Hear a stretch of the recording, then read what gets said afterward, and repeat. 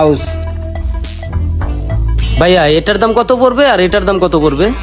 Sir যদি আপনি এটা নেন তাহলে এটা আপনার জন্য 1000 টাকা রাখবো, আর যদি এটা নেন তাহলে এটা আপনার জন্য 200 টাকা রাখবো।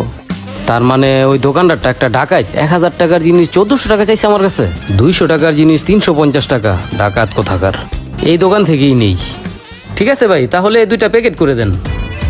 এই ধর, এই 2টা বাইরে প্যাকেট করে দিয়ে দে।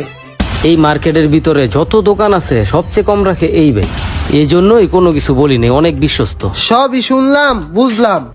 ঠিক আছে, আপনার যখন এতই বিশ্বাস, চলেন তাইলে বিষয়টা যাচাই করে দেখি। চল দেখি, সমস্যা কি? এই যে সেম মনিটর, এইটা না? হ্যাঁ, এইটাই এইটাই তো। এইটাই। ভাই এটার দাম কত? 3500 টাকা ভাইজান। হ্যাঁ, কি করলেন ভাই এটা?